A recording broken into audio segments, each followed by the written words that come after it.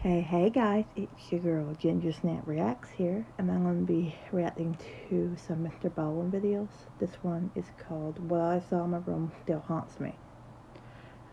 So let's get into this. I'm assuming this is kind of like a story about him. I'm assuming. But let's get into this. Clearly, I heard the door open, I heard the bells, I heard the pot, I heard the footsteps. What? I saw the door open, I see the thing walk in, I watched it walk down the aisle. Wait, hold on. Okay. Yeah, that's on. Okay. Just making sure. Alright. Watched it bend over. It's in the room. What? Where is Bend it? over? And this is night one. There's 2 more nights of this, and it gets worse. Still haunts me, episode 1. What the fuck? When I was 16 years old, I was an avid snowboarder. Starting from the time I was like 12 years old, I used to always go snowboarding with the same 2 guys, my 2 very close friends, Wolf and Nick. Every winter, me, Nick, and Wolf would go up to Nick's family's cabin that was up in the White Mountains in New Hampshire. Just snowboard, and it was great. Every time we went up to this cabin in New Hampshire, it would be me, Wolf, Nick, and then Nick's mom and dad. Unexpectedly, leading into my 16-year-old winter, Nick's father passed away. We were actually planning on going on a trip to the mountains that winter. And I remember speaking to Wolf and being like, I don't know if it's even appropriate to ask about this trip. Because we knew that Nick was very close to his father, and not to mention, like, every time we went on this particular, trip up to the mountains, Nick's dad was always with us, and it just seemed like, how can we possibly now go on this snowboarding trip? Not only is it a low priority item, but just the dynamic is all different now. Nick called us and was like, hey, so we are still going to do the snowboarding trip to the cabin in New Hampshire. And so, Wolf and I, we spoke and we're like, let's just go with it. I mean, maybe they want to do something that is maybe is a fond memory of their father, their husband. And so we agreed to go. Not only that, but maybe they just wanted to get out instead of like coping in the house and just like thinking about it instead of like consoling and all that stuff, like everybody has their own way of like grieving and stuff like that. And maybe he didn't want to grieve in that moment, so he just wanted to get out and just kind of like get out of his thoughts for a little bit, which is understandable. So he passes away maybe a few months, before we end up going up to the mountains.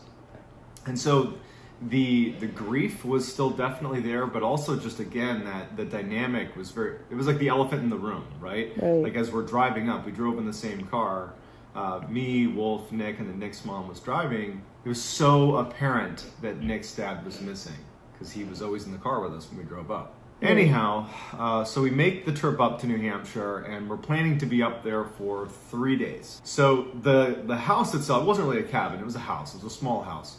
It was on a mountain, and if you think about the way a mountain works, it's a slope. And so in order to have a house level on a mountain, a portion of it needs to be on stilts, right? The portion that's kind of hanging off the mountain. And then the other part of the house is kind of like embedded in the mountain itself. And when you drive up to the house, there's a wraparound porch that goes around the house. The majority of it is on the stilted section of the house, right? So if you're on the wraparound porch, your footsteps are going to echo. Like, you can hear those footsteps because you're above the ground. When you step into the house, you open a door. It actually opens inwardly. There were sleigh bells that were on the door, on the inside of the door. So anytime you open the door, you hear those sleigh bells ringing. And as soon as you step foot into the house, if you took one step into the house, right? So you step on the wraparound porch, you open the door, sleigh bells ring. When you step into the house, your right foot would be in the kitchen. You'd be standing on linoleum.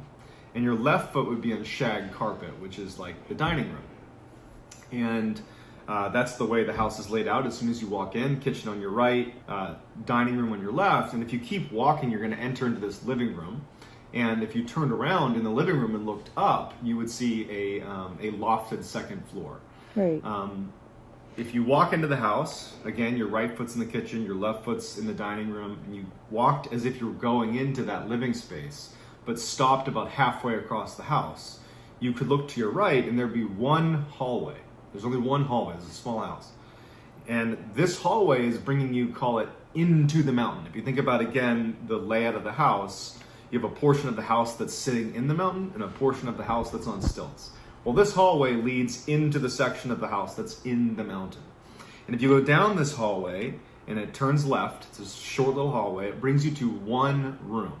And that room is where me, Nick, and Wolf would stay every time we went snowboarding at this mountain. That room, if you go into it, it's a corner-fed room. You open the door, and immediately to your right is a bunk bed. I would always sleep on the bottom bunk, and Wolf would sleep on the top bunk. Our feet would be closest to the door. In the center of the room, with the remaining space, because this is not a big room, there was like a queen-size bed. It was like a slightly larger bed that sat basically in all of the free space that was left over in the room. It was sitting right in the middle of the room, and that's where Nick would sleep. So basically the room was completely packed with 3 places to sleep and really not much else.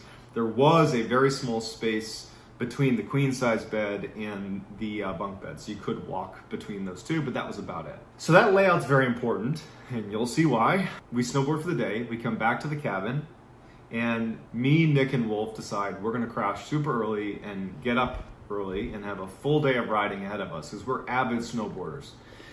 Well, like, think about it too, like when you go snowboarding for a while too, that you're really tired after all that day, so it will be understandable that they do crash early, you know? So we go to our room, the one that's kind of, you go down that hallway and you get to the room I just described.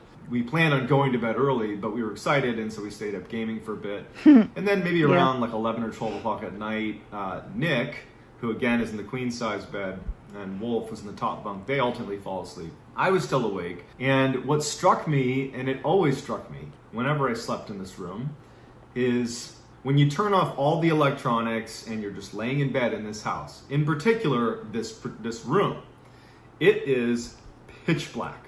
There's no windows. You're in the segment of the house that's in the mountain. It is truly pitch black. Not to mention the house itself, there weren't really any neighbors nearby, because this house, Nick's family had purchased it a while ago when this used to be an active ski resort, the mountain itself that it was on. But it wasn't anymore, and most people that were living there had left and sold their property. But a few people had decided to stay, and so Nick's family was one of them. So they had this cabin on an abandoned ski resort. There was virtually no street lights, there's virtually no neighbors, and so at night, when you're laying in this room, like I was this night, you're really struck by just how dark and quiet it is. That's scary. I mean, basically no white noise, silence and pitch black. And so I'm laying there, and one other detail that needs to be brought up before we get into what actually happens. Oh God. So Nick had 2 much older brothers. They were in their 30s, and we're 16 years old. And we were expecting one of them, we didn't know which, to swing by the house at some point over the next few days. That's what Nick's mom had said. Nick had kind of reiterated it. And I think that Wolf and I understood that, now that Nick's father was gone, that they were just kind of trying to find a way to fill the void that was left from the father passing. Right. And so we were expecting over the course of that weekend for someone, one of the 2 brothers, to come to this house and stay with us for a night or whatever it was. I had never met either of these 2 brothers. I knew they existed, but I had never met them before. But somewhere in the back of my mind, I know that probably one of them is going to show up at some point, maybe tonight, maybe tomorrow, whenever it is. Man, it's giving me goosebumps just thinking about this. Oh God. So that night, as I'm laying in bed, I'm thinking about how dark and quiet it is. I remember the only light in the room was the digital clock, the little red digital clock, and it was like a beacon. And those are like so popular even till this day. Like some people still have like the digital clocks in their room, My grandmother Kendall used to have that. She always used to like have like this digital clock on her dresser all the time. Light, and that doesn't emit much light, but when it's pure darkness, it does. And I just could not fall asleep. I remember I got to a place where I started counting how many hours of sleep I might get if I fell asleep right then and there, which is never a good sign. That means you're not close to sleeping. If you're like, okay, if I fell asleep now, I'll get 3 hours and 22 minutes of sleep, right? Like that's where I was at mentally. At some point, I think it was around 3 in the morning. Oh God. I remember looking at the clock and thinking, wow, it's gotten so late and I'm still awake. I hear footsteps on the wraparound porch. In a situation where, as I'm telling it, you're going to think, how did you not raise, a red flag immediately? In real time, in real life, your brain goes to great measures to convince you that everything is okay. It really takes an enormous amount of anomalies to stack up for your brain to say something's wrong. That's true. And so that's what happened in this first night. I hear footsteps on the wraparound porch, and I immediately assume, even though we're talking, it's like 3 a.m, I just assume that it's got to be one of Nick's brothers arriving to be a part of this. That's your first thought. I mean, that would be most people's first thought is his brothers, or even maybe another family member or something just coming. This weekend getaway. So I really actually didn't think anything of it. I actually just thought, well, when he comes in the house, if he happens to come in here to check on us, I'll just pretend to be asleep in case, he were to see that I was awake. I don't want to have a conversation with him. Number one, it's 3 a.m. Number two, I don't know the guy. I'm just going to pretend to be asleep. So that's all I'm thinking about. Not worried, not scared, not anything. Footsteps on the wraparound porch, and then the door opens, and I can hear the sleigh bells that are on the door itself. I can hear those chime as the door opens. Again, no part of me is concerned about this. I'm thinking it's a little bit weird that they're arriving at 3 a.m, but we knew that his brothers had these weird work schedules where they might show up in the middle of the night. So it was just, it was whatever it was. Sleigh bells ring, and then I hear what sounds like a pot, like a kitchen pot, fall and hit the linoleum floor in the kitchen. And I remember just the sound stood out to me. It just seemed like this person's kind of making a bit of a commotion in the middle of the night here. And the door didn't shut. And I noticed that. I figured they were maybe bringing their stuff in, right? They're offloading some stuff. And they're leaving the door open. This is, just thinking about this, it's really making me feel... That's the weird part when the door didn't shut. It's just like, what the fuck's going on, Comfortable. Yeah, I would say. So I hear the footsteps on the wraparound porch. The door opens. I can hear the sleigh bells. A pot falls and it hits the linoleum floor. The footsteps that I could hear on the wraparound porch, because it's on stilts, right? Like the porch is hovering over the ground. You can hear those footsteps. Well, when these footsteps continued into the house, where you're on a concrete slab and there should be no sound, like I shouldn't hear echoing footsteps, it sounded like it was on the wraparound porch still, but the noise was getting closer to me. Oh God. So it was like the footsteps sounded totally natural out on the wraparound porch, but once they were in the house, it didn't really make any sense that I could hear them as if the footsteps were standing on something that was suspended off the ground. But it wasn't. You're in the house on a concrete slab. And so I hear these footsteps. The door hasn't shut. The front door is wide open. We're in the middle of winter here. We're in the middle of nowhere too. And I'm thinking about that, but I'm still thinking it's got to be Nick's brother, one of Nick's brothers. The footsteps continue through the house, and they stop about halfway through the house. If you open that door and walk halfway through the house. And then the footsteps began to walk down the hallway towards our room. Oh no. So they come down the hall. And they get right outside the door, which is shut. The door to our room is shut. And I'm sitting there, again, my feet are closest to the door. It's pitch black in the room, minus the, digital clock. And I'm thinking, why didn't they shut the front door?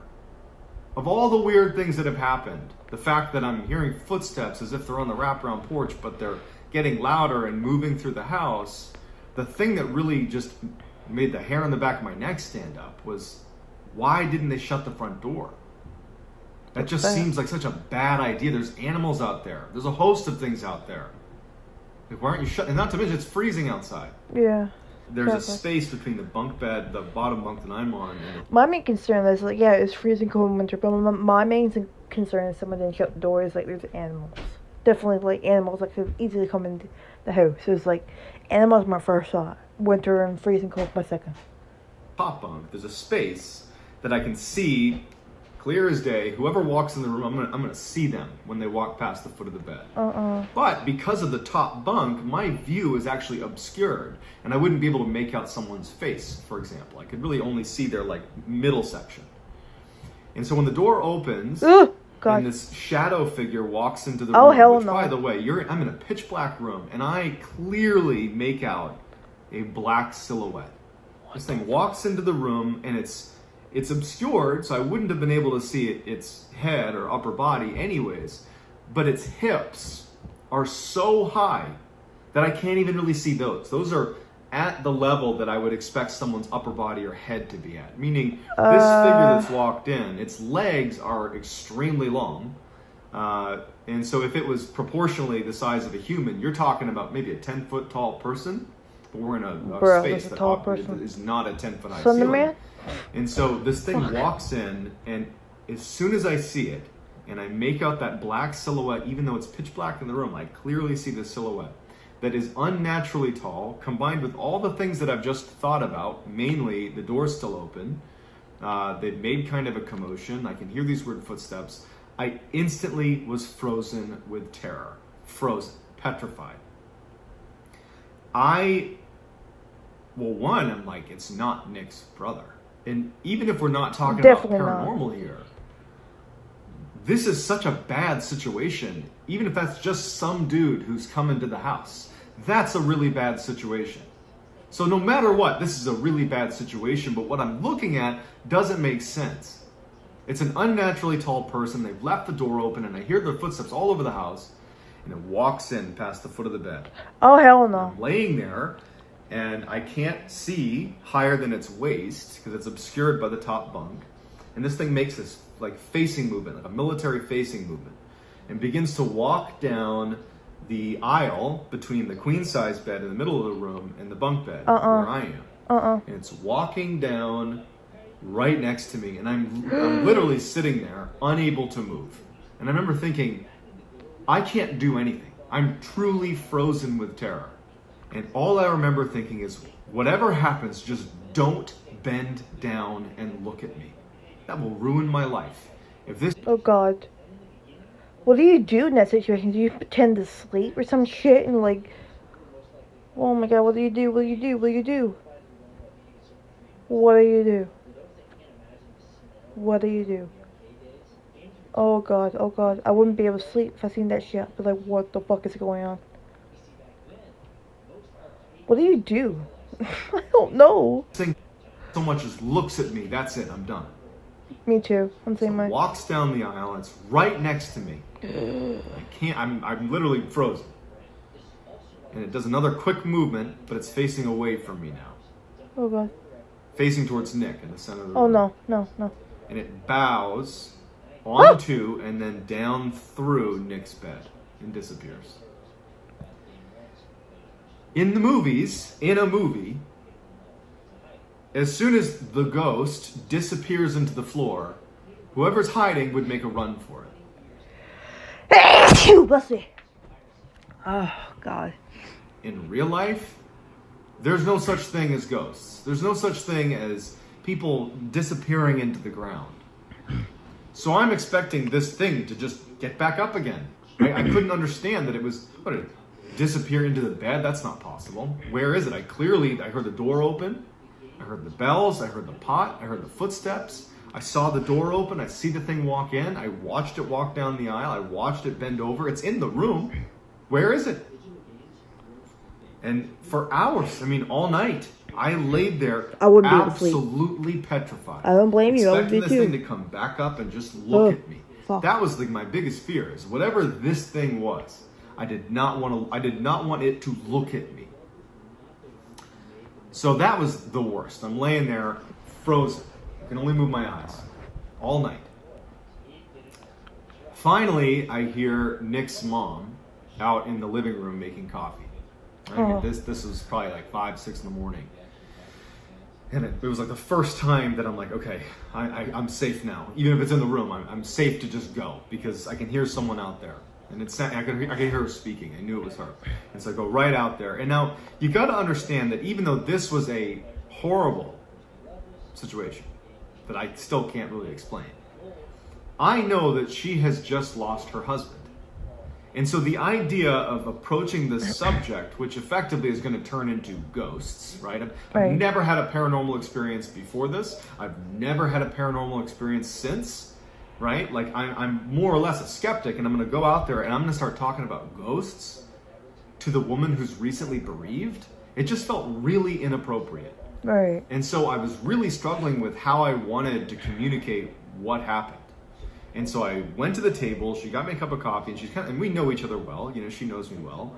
And she definitely picked up that something was wrong, but didn't really ask anything yet. She was just kind of puzzling, like kind of sizing me up a little bit.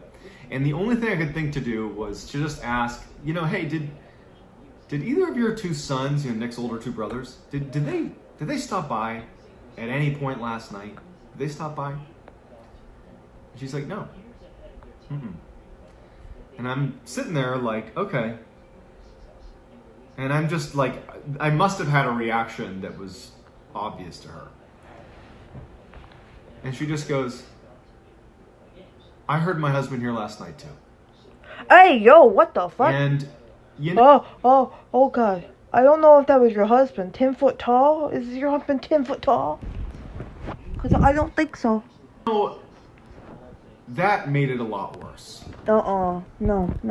Because on the one hand, you have a situation where she is confirming something that part of me hopes is a bad dream.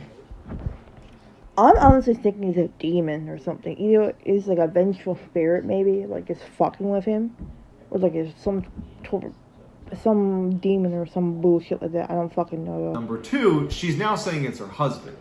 Oh no. And so I intuitively assumed that she has somehow figured out what I'm stressed about, that probably isn't real, and because she's grieving, she's created a story where her husband is now in the house. Will you leave the door looking open? Over us. I really believed that she didn't hear anything, that she just somehow understood that I had this weird feeling, and she'd turned it into oh, my husband's in the house. No.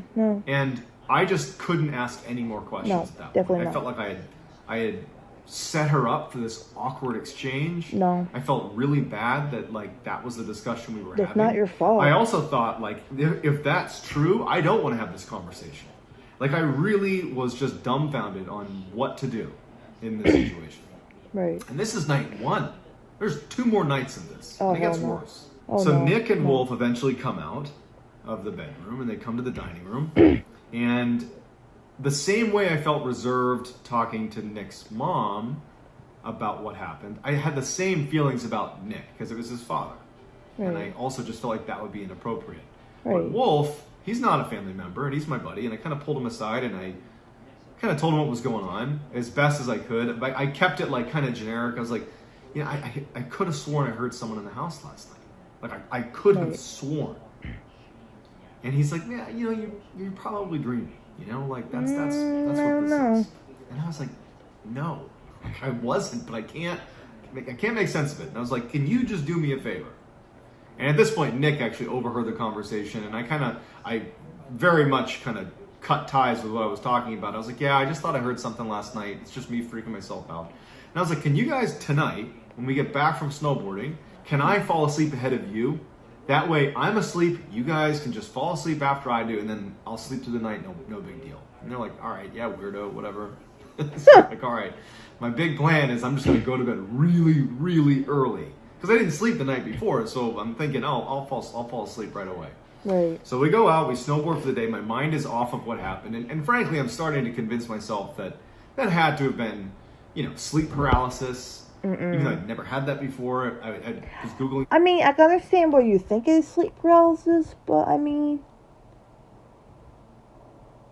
at the same time, though, if you're awake and you see that shit, it's probably not sleep paralysis, though. You know what I mean? It's normal to be frozen with fear when you see that shit. I would be frozen with fear if I seen that shit. I'd be wondering if I do have sleep paralysis as well. I'd be wondering, am I seeing this shit right? What the fuck is going on? Who is this? You know what I mean? Sleep paralysis. Maybe it was just a really intense dream. I would just there has to be something. definitely Like, wasn't dreaming. You were up all night. It has to be something. I get where you're coming from, though. Turns out it wasn't. We get back from snowboarding, and I am immediately going to bed. Pretty much immediately. It was like maybe 6 o'clock. I was like, I'm going to bed. And I get in bed, and all I'm thinking about is what happened the night before, and I can't fall asleep.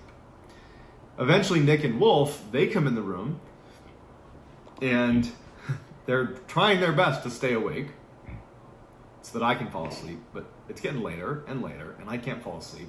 Oh. And now I'm back to that, like, okay, if I fall asleep now, I get 6 hours of sleep. And they finally just said, hey man, I'm tired, I'm going to bed. So they both fall asleep, and I'm awake. And I was so upset with myself.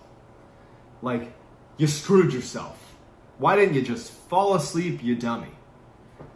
And I remember the only thing that I did that really made this real, looking back at it, is I put a knife, like a kitchen knife or something, in the springs above me. So I'm in the bottom bunk, like basically right under the top bunk. I put a knife in there. And I'm laying in bed, and I'm constantly looking over at the digital clock. And it was probably around 3 a.m. It was late enough that it was like, okay, this is about the time that happened last night. And my heart just sunk when I heard those footsteps on the wraparound porch. Oh my God. Why? They sounded the same as they did the night before. I was like, that has to be one of Nick's brothers. But the door opens, I hear the sleigh bells, I hear the frickin' pot fall on the ground. It was like deja vu. The exact same thing is happening. Oh God. And these footsteps start walking through the house. And again, referencing how movies would portray this, you know, the person who's me in the movie is like, okay, I'm going to get this knife and I'm going to position myself over here because I know what's going to happen and I'm going to protect myself. In real life, I'm like, this thing's going to be in my room, potentially. It happened last night. Right. It's apparently happening again. Please, for the love of God, don't bow into me the way it bowed into the floor the night before. Don't look at me. For real. It will ruin my life. For real. If some entity just engages with me, just looks at me, that will ruin my life. This thing walks down the hall, and I hear those footsteps coming down the hall. And just pretend for a second, forget the paranormal aspect. Pretend it's the middle of the night in the middle of nowhere. Right. And a stranger is walking around your house. Oh, that alone is horrifying. Right. The footsteps come right outside the door, and I'm looking at the knife that's right underneath the bed. And I'm petrified. I cannot move. I'm drenched in sweat. Just from the few seconds that it's taken this thing to go from the door to the front of my bedroom. Because I know what's happening. Again, it's happening again. I'm not crazy. It's just happening again. What the F is this? And I'm petrified. I can't reach. I'm so worried about making any noise that would alert this thing that I'm here.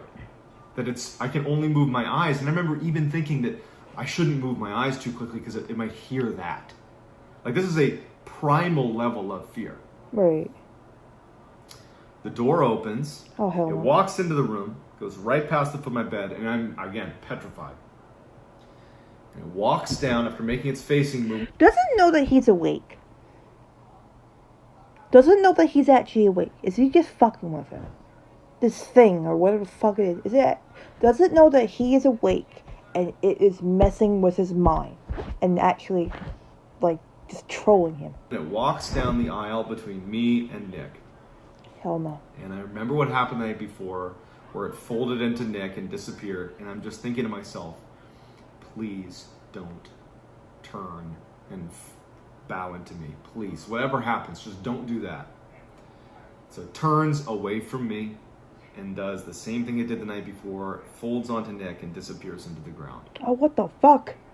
But again, even though in the movies, this would be the same thing happening, you know, night 2, it's the same routine.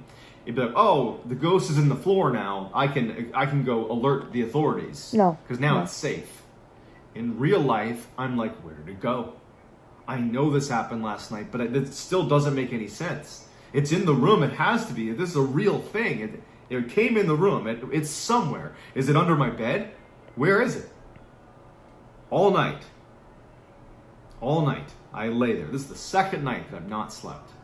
When I heard Nick's mom out in the other room, it was like such a relief.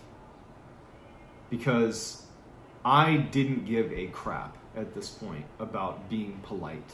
I wasn't gonna like try to, distance myself from the conversation around ghosts. I was gonna go out there and be like, what's wrong with this house?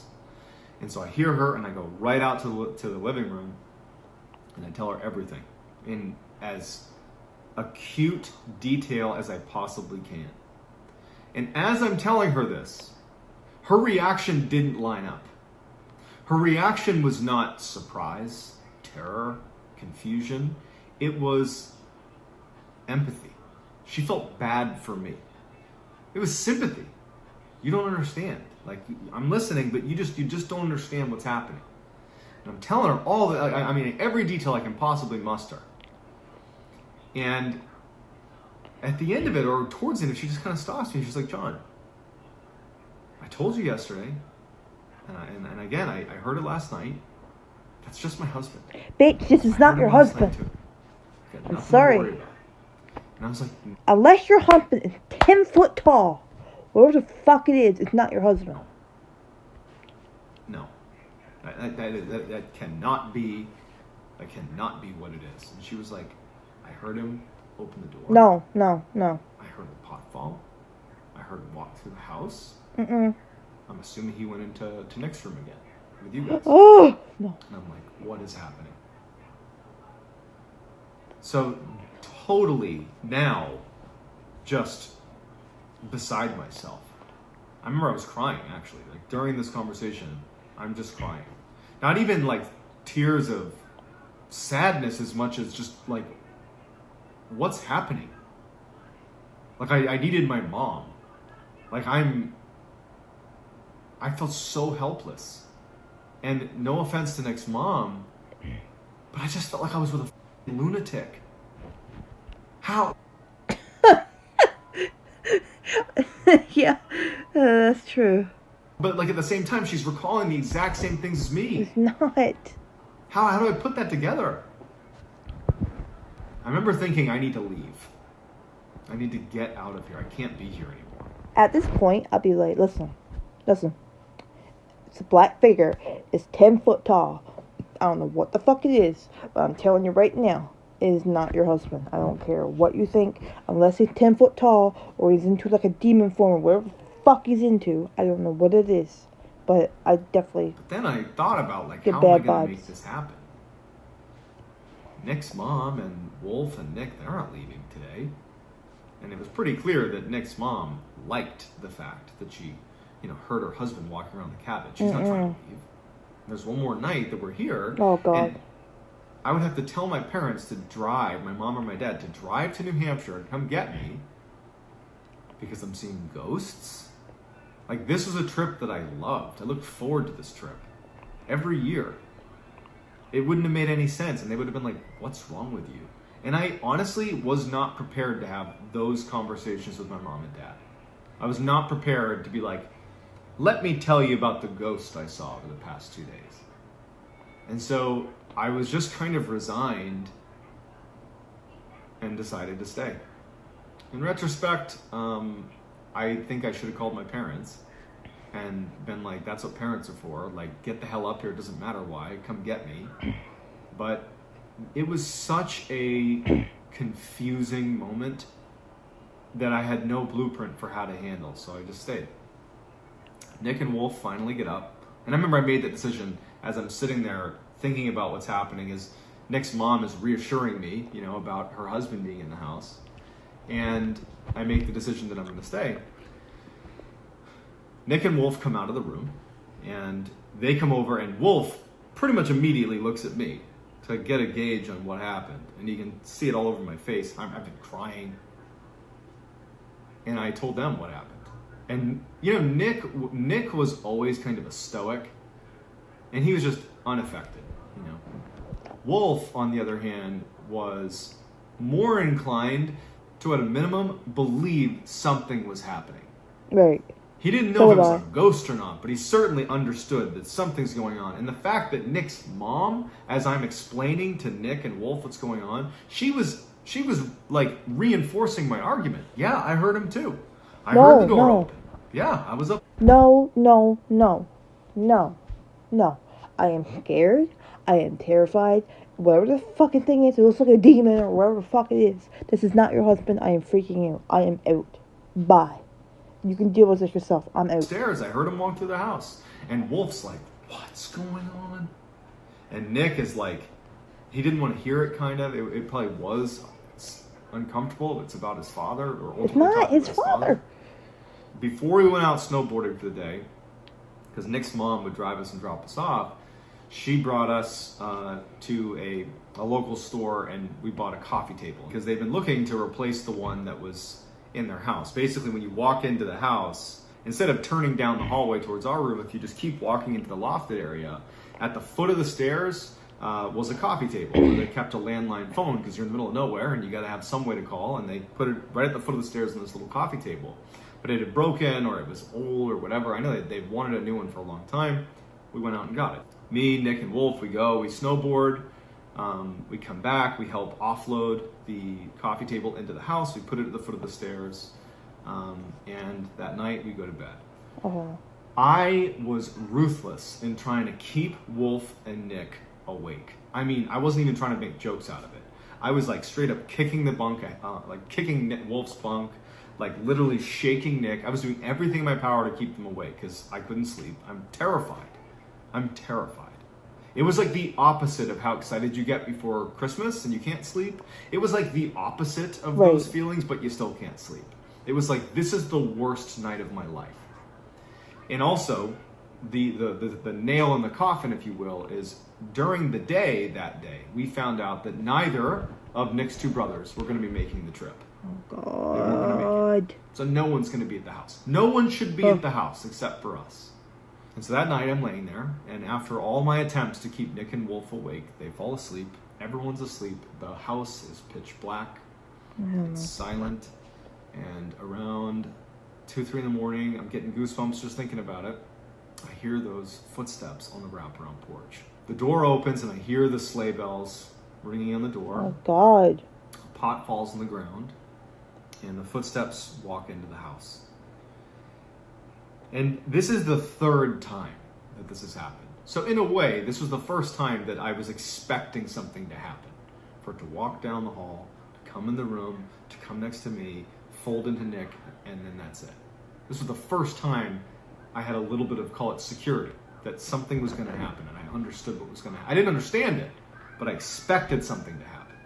Right. This was not the case this night.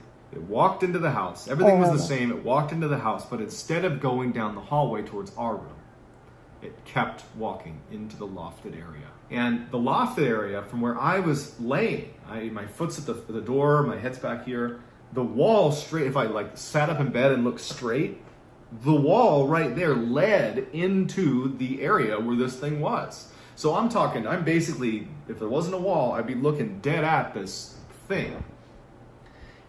And I'm waiting for it to walk through the wall. As crazy as that sounds, I'm just anticipating something coming through the wall. After a long pause of it being in that lofted area, I hear it go up the steps. Listening to the creak of the steps as it goes up the steps, it makes my skin crawl. It's making me like emotional thinking about how terrifying that was. It walks up the stairs, and now it's above me. Oh, and no. If the past 2 nights are any example, this thing has sunk into the ground 2 nights in a row and disappeared. And so now my fear is it's going to literally come through the ceiling, through the bunk, onto me.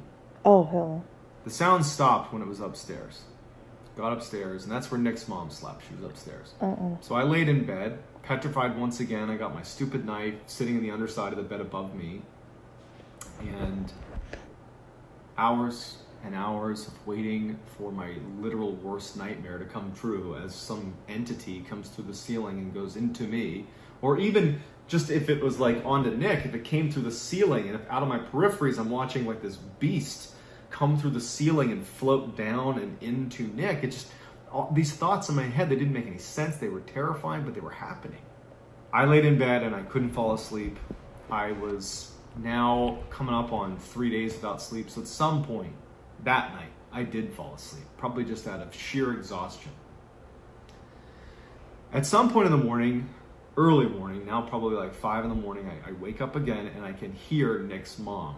It didn't sound like she was making coffee. It sounded like something was wrong. I couldn't place it, but it just sounded like she was acting emotional somehow. I couldn't tell if she was crying or not. But now it's like, it's the morning, it's my last day, I'm leaving today, I'm up, I'm out.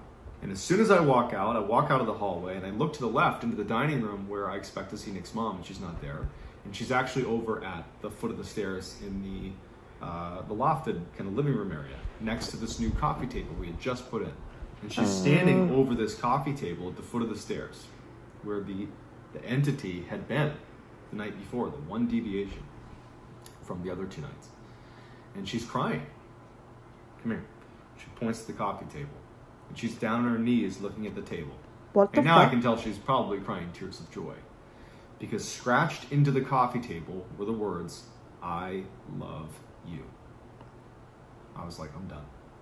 Oh, hell no. That ended my friendships. Oh my God. Certainly Nick. Wolf to a lesser degree, but I stopped snowboarding. I didn't go back to that cabin, even though I know Wolf did next year. The theories about what happened, Nick's mom, it's possible she could have created a narrative, made it about her husband, and then she could have just as easily scratched that into the table. The "I love you." That could have been her. Right. I mean, it's also possible that she had sleep paralysis and I had sleep paralysis, and somehow we synchronized and had the same vision and she scratched in the table. Or, to be honest, what I believe, that was a ghost and that it interacted with the physical world and it did walk around the house. It did carve "I love you" into that table. That's the only time in my entire life that I've had anything happen like that. I don't have any other paranormal stories before or after. That's it. I hope you enjoyed that. I'm going to continue to do long versions of my ghost stories and scary stories that I find that I've been posting on TikTok. I'm going to do long versions of those on this YouTube channel. That's going to be the new direction for this channel. If you have a great ghost story, please DM me on Instagram. My handle is JohnBAllen416. JohnBallen 416. Send me your story on Instagram. You can also hit me up on TikTok. That's MrBallen. And that's going to do it, guys. I hope you enjoyed. Wow, that was scary. Holy shit. Hope you guys enjoyed that video. I don't know if that was her husband. That was terrifying. I was expecting it was like a fucking demon or some shit. Like, bruh. 10 foot tall? Bruh. Get that shit out of here. I hope you guys enjoyed that video, though. As always, stay safe and take care. Bye-bye.